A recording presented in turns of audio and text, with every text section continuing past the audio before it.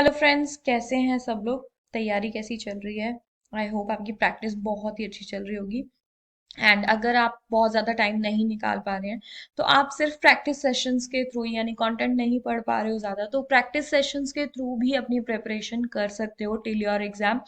तो यहाँ पे नेक्स्ट हम प्रैक्टिस करने वाले हैं, जो पहले मैं एक सेशन आपको करवा चुकी हूँ ग्रामर के एमसीक्यूज का। तो नेक्स्ट आज फिर से मैं आपको ग्रामर के कुछ ऐसे क्वेश्चंस लेके आई हूँ जिससे आपको काफ़ी आइडिया होगा कि ग्रामर, क्योंकि ग्रामर के अंदर ऐसा है कि आपको किस तरीके का क्वेश्चन आ सकता है, ये भी एक मतलब variety of questions we can have fill in the blank, we can have like मतलब कोई भी एरर स्पॉटिंग जैसे मैंने करवाया था, या कोई भी अदर टाइप ऑफ क्वेश्चन आपको आ सकता है। तो कौन से टॉपिक का यहाँ पे मैं सारे आपको मिसलेनियस टॉपिक्स जो हैं रैंडम आपके लिए लेके आई हूँ। तो हम स्टार्ट करते हैं हमारा session 2 for grammatical practice. So here is your first question. First question है कि we dash be punctual in school, we should, we ought to, we will, we should not. तो यहाँ पे वी शुड। जब हम किसी भी रूल की, किसी भी इसी चीज की बात करें तो वहां पे शुड आएगा, यानी हमें ये चीज करनी चाहिए। ठीक है। तो ये जब हम ओबे करने की कोई बात करते हैं, फॉलो करने की कोई बात करते हैं, तब हम ऑट टू यूज करते हैं। विल और शुड नॉट तो यहाँ पे नहीं आएगा। फाइन। सो ये मोडाल्स में से आपको क्वेश्चन है।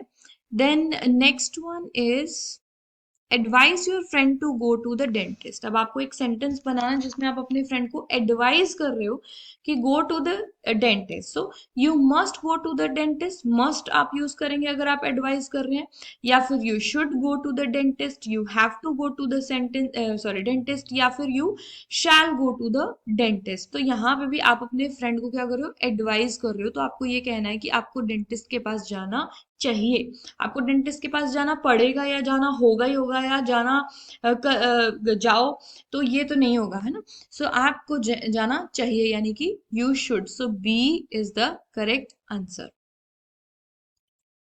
Next question. He dash do anything for money. He should do anything for money. He must do, he can do anything for money, और he could do anything for money. तो पैसे के लिए वो कुछ भी कर सकता। हाँ, यानी कि he could do anything for money. So could is the right answer, यानी D is the right answer here. Next question. Take a raincoat as it dash rain later. Take a raincoat as it must rain later, it would rain later, और it ought to rain later, या फिर it could। yes, इसमें भी it could ही आएगा कि हो सकता है बारिश हो। ठीक है। सो it could rain later, surety नहीं है मतलब उस चीज में, तो हम could यूज करेंगे। Next question. warn your brother not to touch the switch with wet hands। तो आपको वार्निंग देनी है, यहाँ पे वार्न करना है basically. So you should not touch the switch with weight hands, you must not touch the switch, you may not touch the switch, या you could not such touch the, could not तो क्या कि आप करना, आप नहीं कर सकते, या फिर आपको नहीं करना चाहिए, या आपको करना ही नहीं चाहिए, बिल्कुल नहीं करना चाहिए। सो यहाँ पे मस्ट नॉट आना चाहिए, क्योंकि हम वार्निंग दे रहे हैं, तो हम स्ट्रिक्ट वार्निंग यहाँ पे रहेगी, यानी हम एक हिदायत दे रहे हैं कि आपको गीले हाथों से नहीं स्विच ऑन करना है, बिल्कुल भी नहीं करना है। ठीक है। सो स्ट्रिक्टली कह रहे हैं, इस वजह से मस्ट आएगा यहाँ पे। Next question. Choose the correct synonym. तो यहाँ पे करेक्ट सिनोनिम क्या रहेगा किसके लिए, hello. The word hello means healthy. Okay, the word hello means healthy. Next one. Again आपको एक सिमिलर वर्ड चूज करना है, किसके लिए, ऑफुल। ऑफुल के लिए आपको एक सिमिलर वर्ड यूज करना है। ऑफुल का मतलब होता है, अगर आप यहाँ पे ऑड वन आउट भी करोगे ना, तो भी जब आपको सिनोनिम या एंटोनिम में से आ जाए तो मोस्टली आंसर आपको ऑड वन आउट करके ही आ जाएगा। यानी एंटरटेनिंग, टेरिबल, ये बिल्कुल ऑपोजिट हो गया। Entertaining, terrible, courageous, intelligence. Entertaining, terrible और इंटेलिजेंस तीनों ही हायर साइड पे है. Terrible is something negative, so awful is terrible. Awful means terrible. Next question. The word closet in meaning to the word admit. Closest आपको ढूंढना है admit word का, यानी वही सिनोनिम आपको ढूंढना है. तो एडमिट का मतलब होता है कन्फेस करना. एक्सेप्ट, यहाँ पे एक्सेप्ट दूसरा वाला एक्सेप्ट आना, एक्सेप्ट या फिर अटेंड या फिर dissent. No, it means confess. Next question is, यहाँ पे फिर से आपको क्लोजेस्ट वर्ड बताना है. अबेंडन. अबेंडन. अबेंडन का वो मीन्स का वर्ड होता है पोस्टपोन या अटेन या फॉरसेक या फिर फिनिश.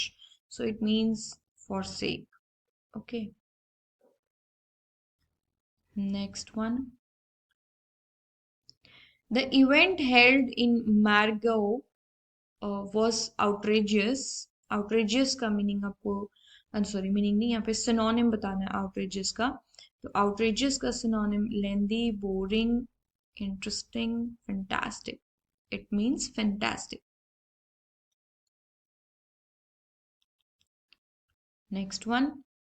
एंटोनिम बताना है यहाँ पे आपको फ्लरिश का. तो यहाँ पे आप फ्लरिश का उल्टा देख सकते हो. ठीक है, तो उल्टा क्या रहेगा फ्लरिश, फ्लरिश का?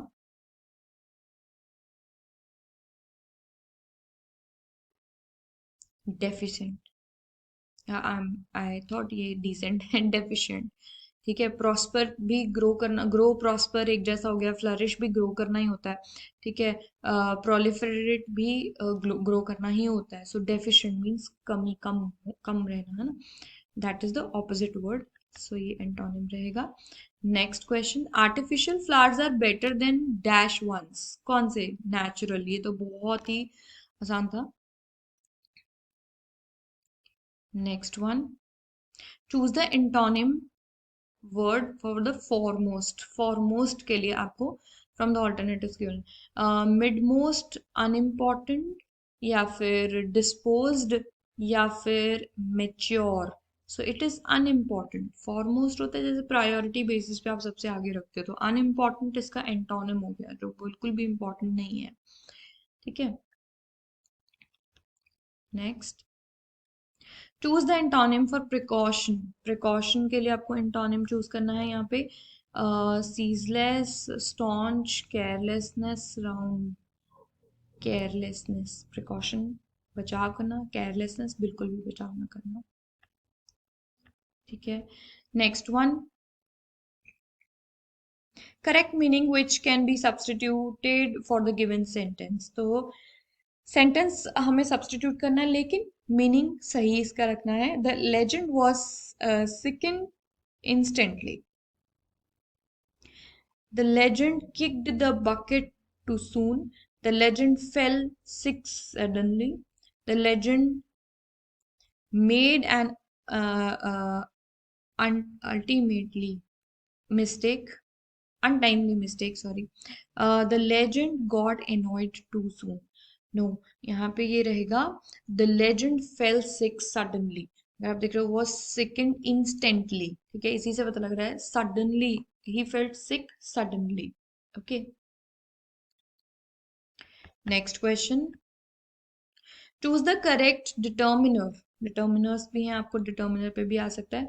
Once upon time there were dash dinosaurs.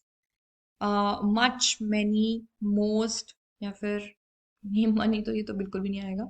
Much, many या most. So there were many dinosaurs. Okay. Next one. Next question. Correct article यहाँ पे चूज करना है आपको. The child was thrilled to have dash unicorn cake. तो बहुत ही clear है, a unicorn cake. क्योंकि यहाँ पे कॉन्सोनेंट साउंड आ रही है. यूनिकॉर्न में है तो यहाँ पे आपको वोवल है, but sound is the consonant sound. ठीक है, यूनिकॉर्न. हाँ, तो यहाँ पे क्या रहेगा? A. Next one. Complete the sentence given below with a suitable determiner. तो यहाँ पे भी आपको डिटर्मिनर फिल करना है. Can dash help me. Can many help me, nobody help me, everybody help me, somebody. So यहाँ पे आएगा can somebody help me. Fine. Next question. Dash of the deadlines is met. Neither of the deadline, no of the तो कभी भी नहीं होता. None of the deadline या फिर much of the no. Neither of the deadlines यहाँ पे is met. कोई भी deadline अभी तक पूरी नहीं हुई है. Neither. Next one. Sharmila wanted to read about dash funny schools, about much funny schools, one funny schools, those funny schools, these. No, it should be those funny schools. तो वो particularly किसी कोई स्कूल्स पढ़ना चाहती हूँ के बारे में पढ़ना चाहती हूँ, उनके फनी स्कूल्स के बारे में पढ़ना चाहती हूँ, तो यहाँ पे दोज आएगा. सो इस तरीके से गाइज आपको डिटर्मिनर्स में से या फिर प्रपोजिशंस में से या फिर आपको जो है मोडाल्स में से, तो इस तरीके के क्वेश्चंस आपको पेपर में आ सकते हैं. तो इनकी खूब से प्रैक्टिस कीजिए एंड अच्छे से तैयारी कीजिए and stay tuned for more videos on our channel. Thank you.